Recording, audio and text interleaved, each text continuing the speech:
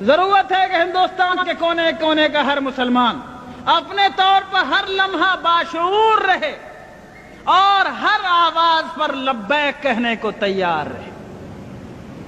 دوسری ضرورت اس بات کی ہے لوگوں کہ دین یا کوئی راستہ، آپ کے ہاں سروے میپ چھپتا ہوگا، اگر کبھی 100 برس پرانا سروے میپ آپ نے دیکھا ہو، بہت سی روڈ، بہت سی سڑکیں اس میں دیکھیں گے آپ، آج تلاش کریں گے وہ سڑک نہیں ملے گی، وہ ڈیڈ روڈ ہو گئی۔ کیوں؟ لوگوں نے چلنا چھوڑ دیا۔ جس راستے پر اس کی بالکل ثبوت موجود ہے کہ یہ روڈ تھی، لیکن لوگوں نے چلنا چھوڑ دیا، وہ راستہ نہیں رہا۔ اور جہاں راستہ نہیں تھا لوگ چلنے لگے تو لوگوں کے راستہ لگا لینے سے راستہ بن جاتا ہے۔ اے میرے دوستو، اگر تم ہندوستان میں اسلام کی بقا چاہتے ہو تو سب سے پہلی ذمہ داری یہ ہے کہ اسلام کو اور اپنے آقا جناب محمد رسول اللہ صلی اللہ علیہ وسلم کے طریقوں کو ڈیڈ روڈ مت بننے دو، یعنی اس پر اگر تم چلنا چھوڑ دو گے تو کسی سرکار کو ضرورت نہیں ہے اس کو بند کرنے کی، خود بخود بند ہو جائے گا۔ اگر مسلمانوں نے یہ فیصلہ کیا کہ شریعت کو ہم اپنی زندگی پر جاری اور نافذ کریں گے اور اللہ کی شریعت کو ہم اپنے اوپر لاگو کریں گے، اگر ہم سرکار کے دباؤ کے بغیر، کسی گورنمنٹ کی طاقت کے بغیر، کسی پولیس کی لاٹھی کے بغیر، چونکہ ہم مومن ہیں اس لیے ہم اللہ کے حکم پر چلیں گے، ہم نکاح میں وہ طریقہ اختیار کریں گے جو اللہ نے بتایا، ہم وراثت بانٹیں گے، یہ نہیں ہوگا کہ بہن کا حق مارا جائے گا، کوئی تھوڑی بہت معمولی کھیت کی زمین ہے تو بٹ جائے گی، لیکن باپ کی دکان دبئی میں تھی تو یہ نہیں بٹے گی، اور شہر میں مکان تھا مدراس میں اور پٹنہ میں اور دلی میں تو وہ نہیں بٹے گا، اس میں بہن کو حق نہیں ملے گا۔ غلط بات ہے۔ اگر تم نے اپنے ہاتھوں سے خود شریعت کو چھوڑا تو کوئی تمہاری شریعت کی حفاظت نہیں کر سکتا۔ اگر شریعت تمہاری زندگی میں چالو رہی، تم شریعت پہ عمل کرتے رہے تو شریعت کو انشاءاللہ کوئی نہیں مٹا سکتا، اس کا بھی عہد کیا جا سکتا ہے، کوئی طاقت نہیں مٹا سکتا۔ بس پہلی ذمہ داری یہ ہے کہ لوگوں جس طرح نماز کو ضروری جانتے ہو، لوگوں جس طرح روزے کو ضروری سمجھتے ہو، زکوٰۃ نکالنا ضروری ہے، حج نکالنا ضروری ہے، حج کرنا ضروری ہے، اسی طرح لوگوں اللہ کی شریعت کو جہاں تک ممکن ہو اپنی زندگی میں جاری کرنا ضروری ہے۔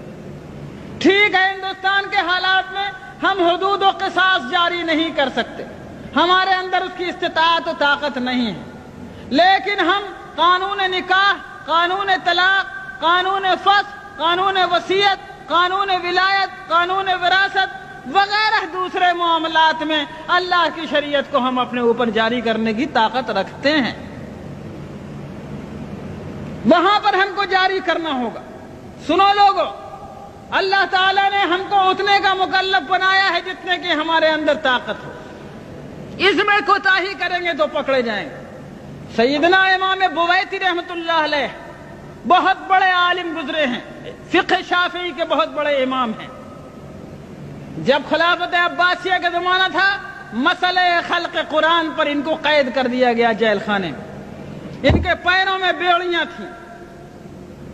جب جمعے کا دن آتا، جمعے کی اذان کے وقت اپنے جیل خانے کی کوٹھری سے گھسٹتے گھسٹتے زمین پر نکلتے اور مین گیٹ تک جیل کے پہنچتے، سارا بدن لہو لہان ہو جاتا، خون سے بھر جاتا۔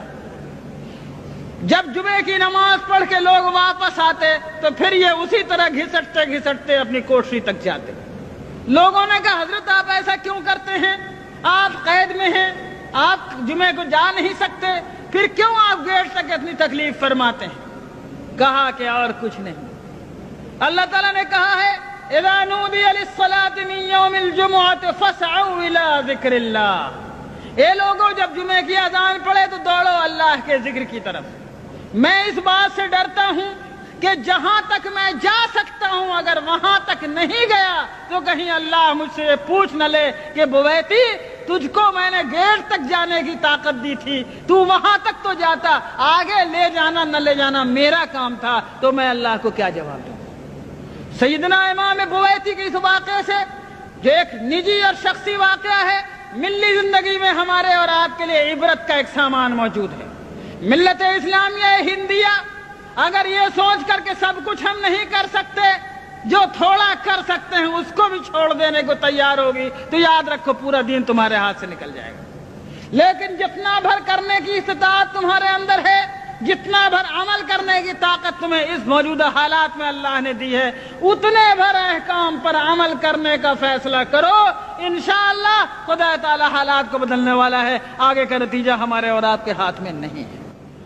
मेरे बुजुर्गों और दोस्तों, हिंदुस्तान में जद्दोजहद जो शरीयत इस्लामिया के तहफ़्फ़ुज़ की चल रही है, इस जद्दोजहद को कामयाब बनाने के लिए आपको हर कोने में, चाहे आप जहां रहते हो, अपने हालात से बेखबर नहीं रहना चाहिए।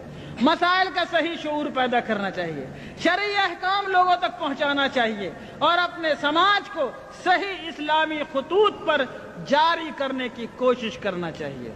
अगर हमने ये सब कुछ किया तो इंशाअल्लाह हिंदुस्तान में हमारा इस्लामी वजूद बाकी रहेगा और कोई साजिश इसे मिटा नहीं सकेगी। अल्लाह हमको और आपको हक और खैर की तौफीक अता फरमाए।